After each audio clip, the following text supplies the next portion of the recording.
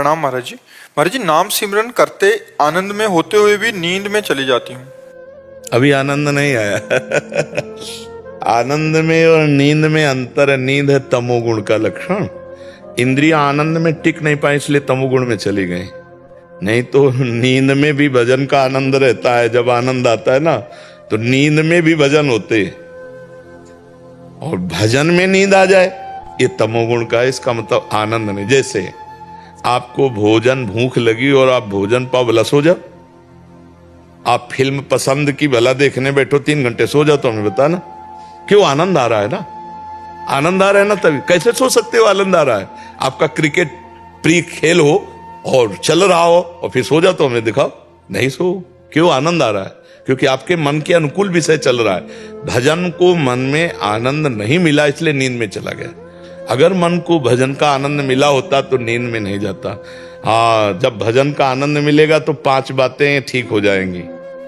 नारायण हरि भजन में पांचों न सुहात विषय भोग, निद्रा, नींद, हंसी मजाक, बहुबात, भोग, ये सब अच्छा। नहीं खान पान ते भावे है, नहीं कोमल वसन सुहावे है, सब विषय लगे ते खारा है, हरि आशिक का मग न्यारा है। तुम सच्ची मानना, मतलब 24 घंटे में 15 मिनट लेटने पर ऐसा लगता था हम बहुत सो गए।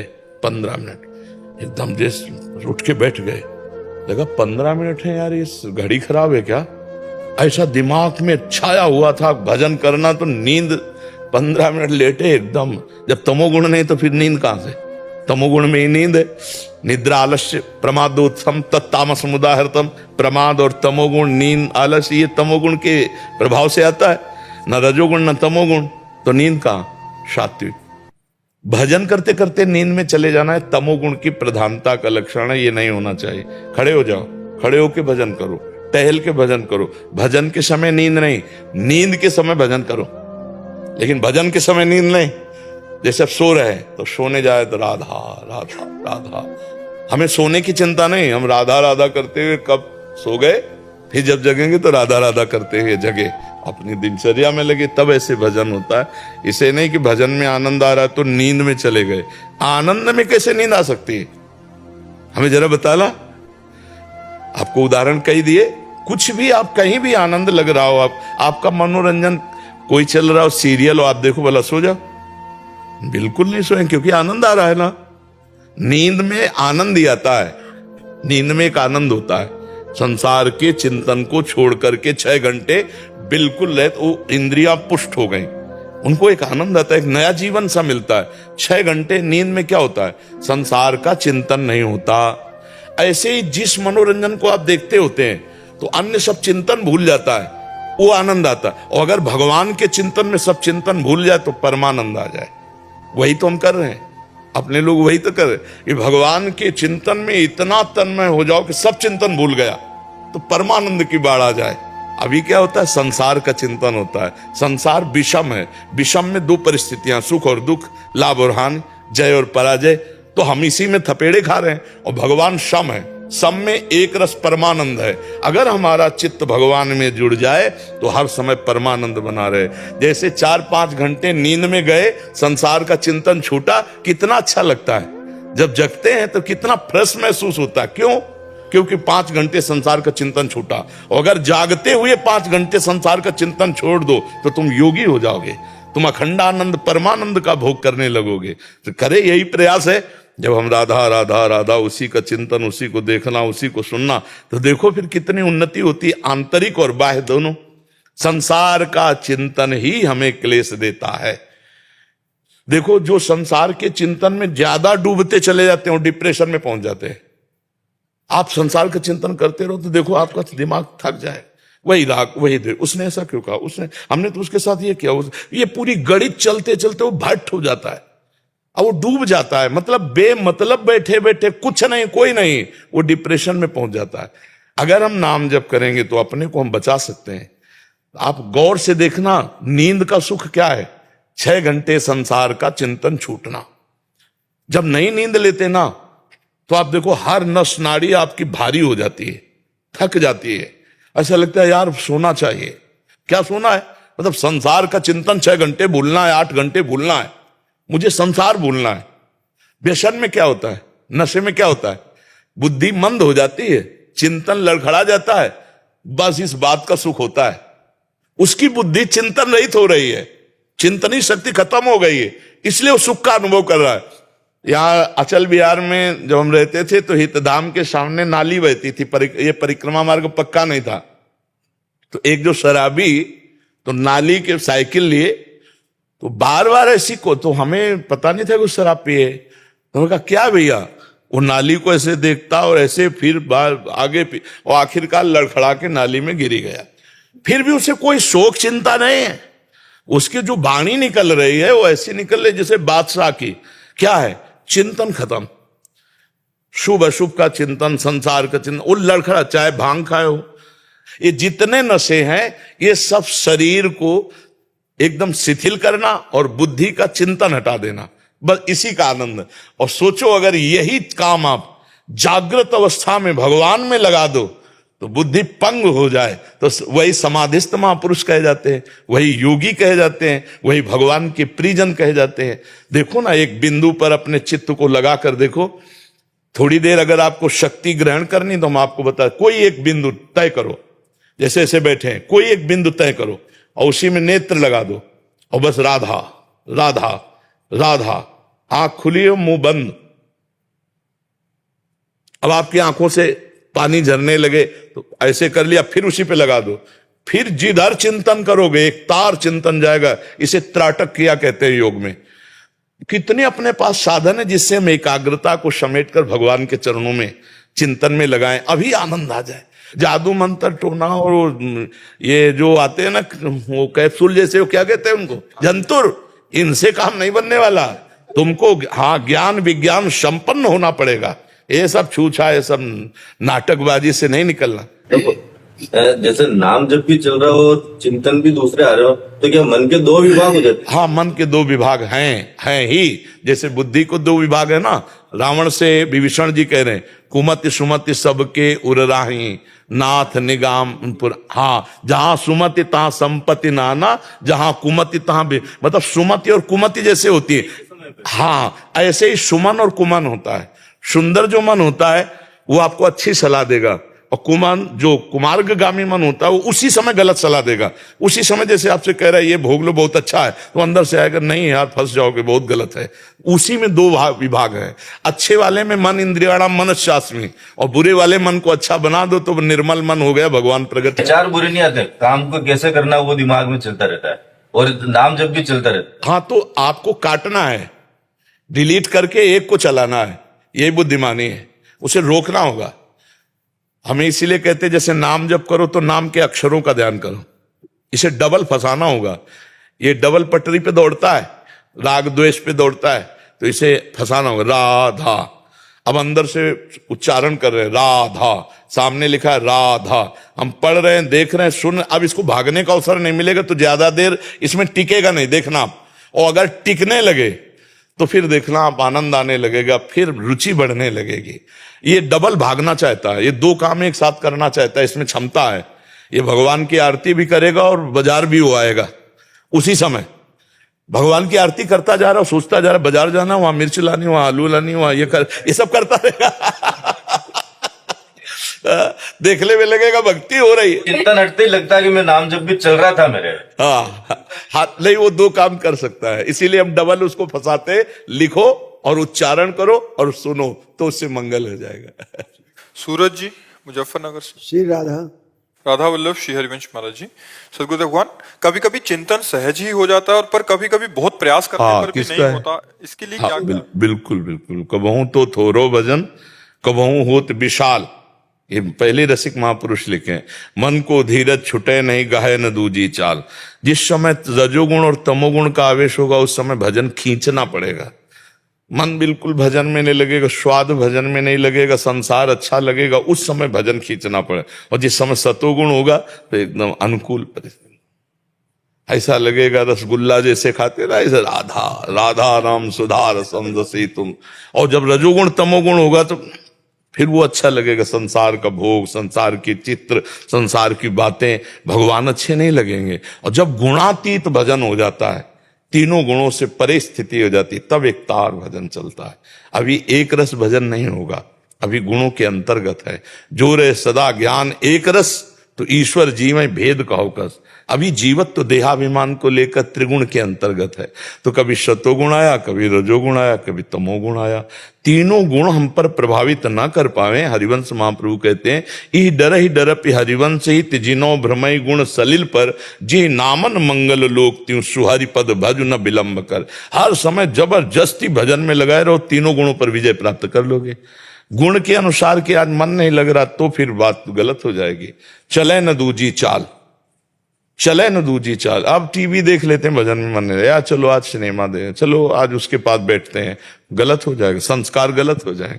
गाहे न दूजी चाल, हम सो सकते हैं लेकिन गलत संग नहीं कर सकते।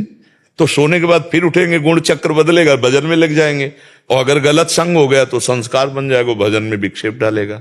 तो ये तब तक चलेगा जब तक गुणातीत नहीं होंगे, तब तक ये विक्षेप डाल, कभी भोग प्रिय लगेंगे, कभी भगवान प्रिय लगेंगे, कभी भजन अच्छा लगेगा, कभी प्रपंच अच्छा लगेगा। यही तो साधना है कि काट काट करके प्रपंच और भोगों की वृत्तियों को हम भगवान के चरणों में लगा रहे हैं। चित्त वृत्ति को निरोध करके, रोक करके प्रभु के चरणों में लगाना। इसी पर प्रभु रीझ जाते हैं कि ये इतना आकर्षण पर भी हमारा चिंतन नहीं छोड़ता, तो फिर भगवान कृपा कर देते हैं, माया हटा देते हैं। भगवान कहते हैं ना, दैवी हेषा गुणमयी मम माया दुरत्तया मामेव ये प्रपद्यन्ते माया में ताम तरन्ति ते। मैं उसे माया से तार दे, मतलब तीनों गुण का प्रभाव खत्म। अब स्वाभाविक भजन, जैसे विषयी पुरुष का विषय चिंतन, ऐसे भगवत चिंतन। काम ही नारी प्यारी जिम, लोभी जिम प्रिय दाम, तिम रघुनाथ निरंतर प्रिय लागो मोहि राम। वो भजन फिर त्रिगुणातीत होता है, फिर उसे कोई भ्रष्ट नहीं कर सकता। वो जीत गया माया पर। भगवान की शरण में होकर प्रयास करते रहो, कृपा उनकी, प्रयास हमारा। ठीक है। प्रेम प्रकाश पांडे जी झारखंड से। राधा वल्लभ श्री हरिवंश महाराज जी। महाराज जी, आपकी कृपा से लगभग नियमित सत्संग और एकांतिक वार्तालाप श्रवण कर रहा हूं। मन के समाधान आपकी कृपा से हो चुके हैं। महाराज जी, एक जिज्ञासा है, पूज्य अष्टावक्र जी राजा जनक जी को। जब मन का समाधान हो गया तो जिज्ञासा कैसी रही? चित्त का समाधान होने के बाद कोई जिज्ञासा नहीं रहती। अभी समाधान नहीं हुआ है। समाधान का मतलब होता है लक्ष्य में स्थित हो जाना, चित्त का परमात्म तत्व में स्थित हो जाना समाधान होता है। वो शायद शब्द का प्रयोग कर रहे हो लेकिन उसका अर्थ नहीं जानते हो, तो इसलिए अब जिज्ञासा कीजिए, क्या कहना चाहते हैं? पूज्य अष्टावक्र जी राजा जनक जी को अष्टावक्र गीता में कहते हैं कि आत्मा स्थित है, गुणों से लिपटा हुआ शरीर उठता है, बैठता है, खाता है, जगता है, सोता है, मुझ आत्मा में कोई क्रिया नहीं होती। तो फिर कहाँ जन्म, कहाँ मरण, कैसा स्वर्ग, कैसा नरक, ये सब तो देह भाव में है। मेरी जिज्ञासा है कि स्थूल, सूक्ष्म और कारण शरीर, यातना देव देह क्या होता है और मन, प्राण, जीवन और मरण से कैसे संबंधित है?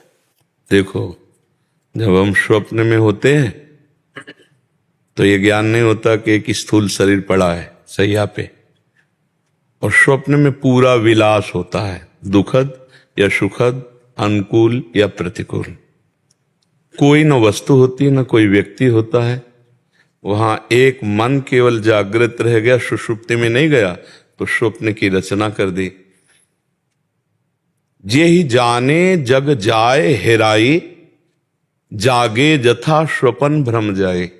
जिस तत्व के जान लेने पर ये संसार खो जाता है, ऐसे जैसे जगने पर स्वप्न पूरा झूठा दिखाई देता है। एक बार जनक जी ने स्वप्न में देखा कि वो बहुत गरीब हो गए हैं और वो भिक्षा मांगा, भूख से व्याकुल होकर। एक हाड़ी में कुछ दाल चावल पकाया, खिचड़ी, इतने में 2 सांड लड़ते हुए आए, वो खिचड़ी फैल गई। बड़े भूख से व्याकुल, आंख खुली तो महाराजा धीराज की सैया। तो उनका ये सत्य कि वो सत्य, सभा में जाकर बड़े बड़े विद्वानों से बस यही पूछते, ये सत्य कि वो सत्य। अब ये वो का कुछ थोड़ा सा इशारा करे तो समझ में आवे। बड़े बड़े विद्वान चुप हो जाते, तो उन्हें नजर बंद कर देते, आप जाओगे नहीं जब तक उत्तर नहीं मिलेगा, खाओ पियो मौज मस्ती से रहो। तो एक दिन बच्चों के साथ अष्टावक्र जी खेल रहे थे, बड़े विद्वान थे, गर्भ से ही विद्वान थे। कहोड़ नाम के ऋषि इनके पिता थे। तो वेद पाठ कर रहे थे तो अष्टावक्र जी माँ के गर्भ से बोले अशुद्ध बोल रहे हो। तो उन्होंने पत्नी से कहा ये कौन है जो मुझे टोक रहा है? बोले आपका पुत्र गर्भ में। बोले बड़ा टेढ़ा है, बड़े नाराज हुए कि अष्टवक्र हो जा। तो गर्भ ही से 8 जगह से टेढ़े, तो बड़े विद्वान थे, वाक्चापाल्यता भी थी। तो बच्चों से जब कहते हैं उनका इतने बड़े विद्वान हो तो राजा जनक जी के कैद में नजर बंद है, तुम्हारे पिता छुड़ा लो ना। माता से कहा आज तक तो आप कहती थी पिता परदेश गए हैं, आज मुझे पता चला कि नजर बंद है। और सीधे जनक जी के दरबार में गए तो जो देखे वो हंस दे। अष्टवक्र तो कहे बोले जनक मैंने तो सुना था तुम्हारी सभा ज्ञानियों की सभा है, लेकिन यहाँ तो सब चमड़ा मांस और हड्डी देखने वालों की सभा है। उनका ऐसे कैसे उपहास कर सकते हो आप हमारी सभा का? ब्रह्म ऋषि के बालक होकर तो उनका क्या देखकर सभा हंस रही? हमारी आत्मा को देखा क्या? शरीर देखा, मांस देखा, त्वचा देखी, हड्डी देखी, टेढ़ी, इसीलिए तो हंसी आई। सब चुप, बोल तेरा प्रश्न क्या है? उनका ये सत्य कि वो सत्य? बोले ना ये सत्य ना वो सत्य।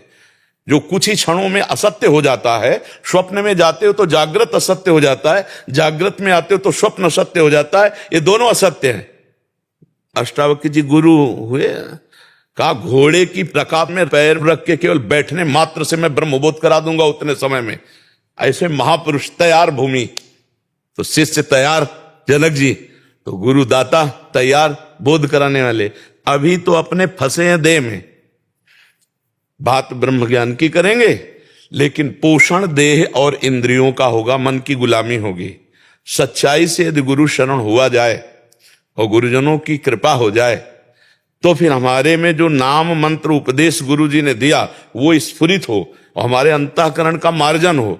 तो जैसे पवित्र और निर्मल जल में नीचे की तह की बात दिखाई देती है, ऐसे निर्मल और सम अंतःकरण में वो प्रतिबिंब आत्मा का जो पड़ता है, सबकर परम प्रकाशक जो ही, उसी के सारे वो वापस लौटता है। मन बुद्धि अंतःकरण आत्मस्वरूप का चिंतन नहीं कर सकते। इनको चिंतन रहित करने के बाद जो स्वरूप बचता है वो आत्मा है। ना उसका कभी जन्म है, ना उसका कभी मरण है। पर जैसे स्वप्न में कुछ ना होने पर भी जो सपने सिर काटे कोई, बिन जागे दुख दूर न होई, ऐसे ही जड़ चेतन ग्रंथि पड़ गई, यद्यपि मृषा छूटति कठिनाई। ऐसा ये बंधन है जो केवल गुरु प्रताप से छूटता है, क्योंकि साधन करोगे तो अहंकार और पुष्ट होगा। और गुरु कृपा नायमात्मा प्रवचनेन लभ्या न मेधया न बहुना श्रुतेन, तो गुरु कृपा से अहंकार का समन हो देहाभिमान का, और उनकी कृपा से ही अंदर वो बोध रूप परमात्मा स्वयं स्फुरित होता है। आत्मचिंतन अपने आप में अपने आप का चिंतन है। अंतःकरण के द्वारा चिंतित प्रकृति होती है, अंतःकरण के द्वारा अचिंत तत्व है आत्म तत्व। उसका न कभी जन्म है न मरण है।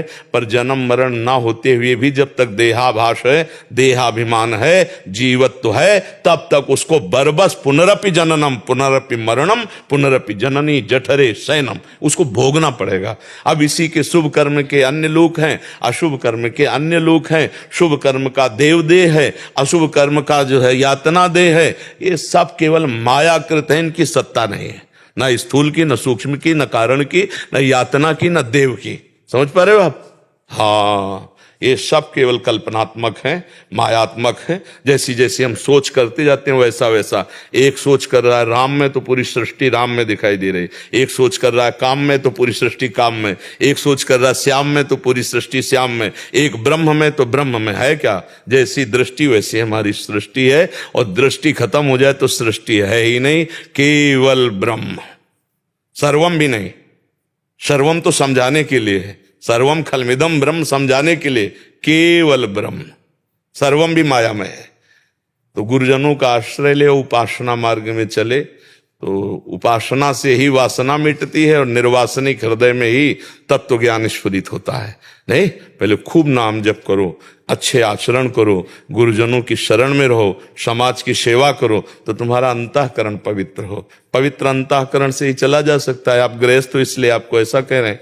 अगर विरक्त हो तो फिर उसके लिए दूसरा मार्ग है, कठोर जितेंद्रियता, तितिक्षा, लोक परलोक के भोगों से वैराग्य, इंद्रियों का समन, मन का दमन, तब जाकर के चित्त का समाधान, घोर मुमुक्षता, मुझे बस मुक्त होना है, तब ब्रह्मबोध ऐसे हलवा चटली थोड़ी ज्ञान के पंथ कृपाण के धारा परत खगेश लगे लही बारा, जो निर्विघ्न पंथ निर्वाही सो कैवल्य परम पद लाई। सो कह वही परम पद हमारा स्वरूप है, कोई और नहीं है। जीवन मुक्तता हमारे अंदर है, बस मृषा छूटत ही कठिन है, बहुत कठिन, यही गुरु कृपा से छूटता है। इसीलिए चाहे शिव विरंच सम होई, गुरु बिन भव निधि तरे न कोई, गुरु कृपा प्रसाद से ही इस माया पर विजय प्राप्त की जा सकती है। समझ पा रहे हो भाई?